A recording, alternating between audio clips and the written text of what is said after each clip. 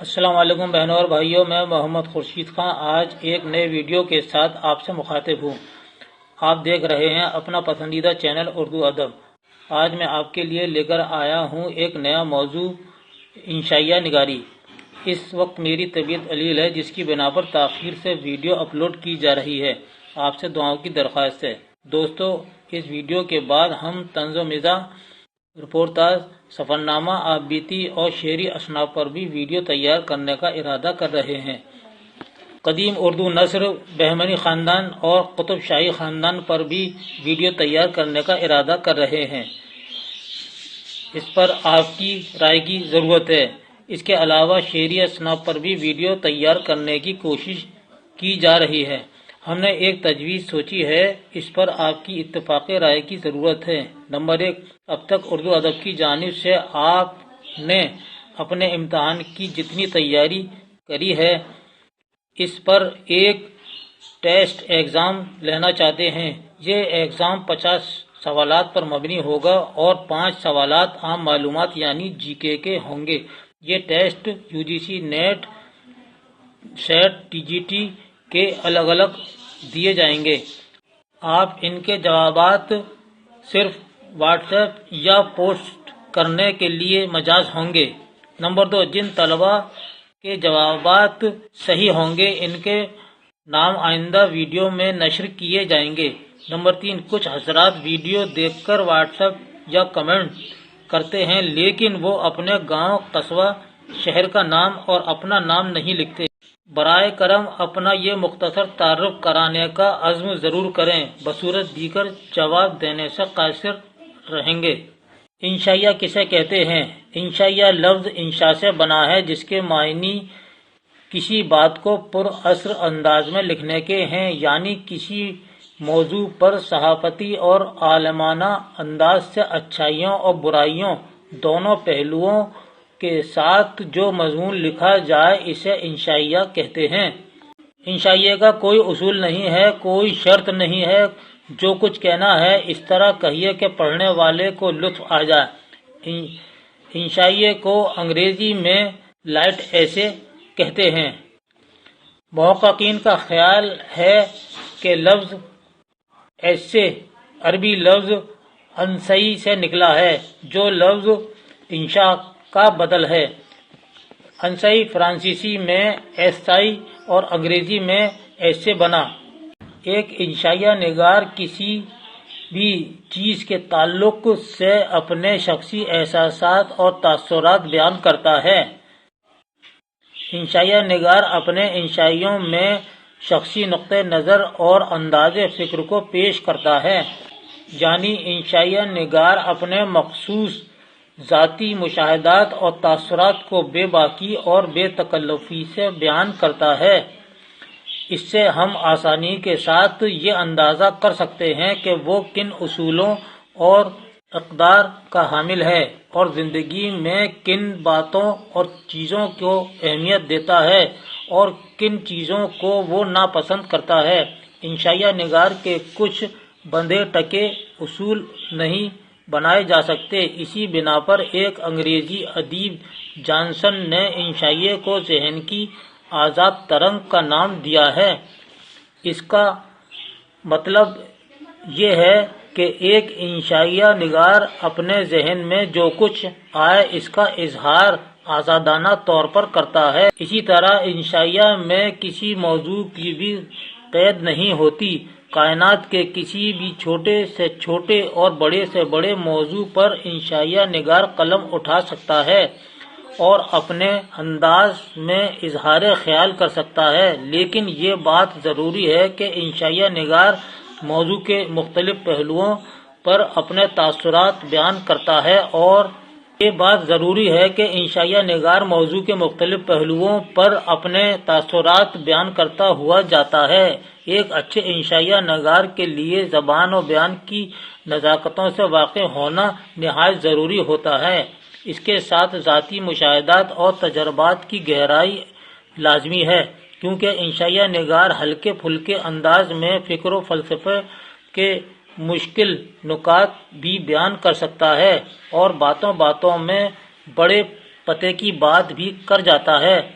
یہی باتیں ایک کامیاب انشائیے کی خصوصیات میں شمار ہوتی ہیں اور دوسری اصناف سے انشائیے کو ممتاز بناتی ہیں۔ صحیح معنوں میں انشائیے کی ابتدا سر سید احمد خاں کا رسالہ تہذیب الاخلاق سے ہوتی ہے۔ اس کے بعد اودھ پنچ اور مخزن رسالوں نے انشا نگاری کو فروغ دیا۔ مولوی ذکا اللہ، سجاد حیدر جلدرم، نیاز فتح پوری، مہدی افادی، فرحت اللہ بیگ، خواجہ حسن نظامی، رشید احمد صدیقی، مشتاق یوسفی، پطرس بخاری، ابن انشا، ملا رموزی، شوکت تھانوی، احمد جمال پاشا اور محمد حسین آزاد وغیرہ نے اس صنف کو مقبول بنانے میں نمایاں کام انجام دیا ہے۔ رشید احمد صدیقی قصبہ مڑیا ہوں ضلع جونپور میں پیدا ہوئے۔ رشید احمد صدیقی نے اپنے طالب علمی کے زمانے سے ہی مزاحیہ مضامین لکھنے شروع کر دیے تھے۔ ان میں انوکھا پن، تازگی، باغپن اور ادبی حسن تھا۔ 1921 میں رشید صاحب کا تقرر علی گڑھ مسلم یونیورسٹی میں لیکچرر کی حیثیت سے ہوا۔ ان کی تحریروں میں علی گڑھ کی چھاپ ہے۔ وہ اردو کے صاحب طرز انشا پرداز ہیں اور ان کا شمار اردو کے بہترین انشا پردازوں میں ہوتا ہے۔ علی احمد سرور نے رشید احمد صدیقی کو موجودہ دور کے سب سے بڑے مزاح نگار کہا ہے۔ 1977 میں علی گڑھ میں رشید احمد صدیقی کا انتقال ہوا۔ وکیل صاحب ہوٹل میں ریڈیو، سفر، دعوت، باغ، امتحانات، الیکشن، ارہر کا کھیت، گھاگ اور چار پائی وغیرہ ان کے مشہور انشائیہ ہیں۔ اسی طرح خواجہ حسن نظامی انشا نگاری میں اپنا اہم مقام رکھتے ہیں۔ خواجہ حسن نظامی 25 دسمبر 1878 میں دلی میں پیدا ہوئے۔ ان کا شمار بڑے صوفیوں میں ہوتا ہے۔ حضرت نظام الدین اولیاء رحمۃ اللہ علیہ کی درگاہ کے دروازے پر زائرین کی جوتوں کی نگرانی کرتے تھے اور اسی دوران مطالعہ میں بھی مصروف رہتے تھے۔ ان کا انداز تحریر بے حد دلنشیں ہوتا۔ ان کا انتقال 1955 میں دلی میں ہوا۔ مچھر، جھینگر کا جنازہ، گلاب تمہارا کیکر ہمارا اور گل بانو ان کے مشہور انشائیے ہیں۔ ابن انشا کا اصل نام شیر محمد خاں ہے اور ابن انشا ان کا قلمی نام ہے۔ ابن انشا 10 جون 1926 کو جالندھر کے ایک قصبے میں پیدا ہوئے۔ ابن انشا اردو کے مشہور شاعر اور انشا پرداز ہیں۔ ان کے انشائیوں کے 2 مجموعے شائع ہوئے، ایک خمار گندم اور دوسرا اردو کی آخری کتاب ہے۔ خطبات صدارت حضرت ابن انشا ان کا مشہور انشائیہ ہے۔ اس میں انسانی فطرت کے ناقص پہلوؤں کو ایسے دلچسپ انداز میں پیش کیا ہے کہ سچائی ناگوار بھی نہیں گزرتی اور جو بات کہنی ہوتی ہے اس کو کہہ بھی دیا جاتا ہے۔ انشا نے اس میں نہایت طنز و ظرافت سے کام لیا ہے۔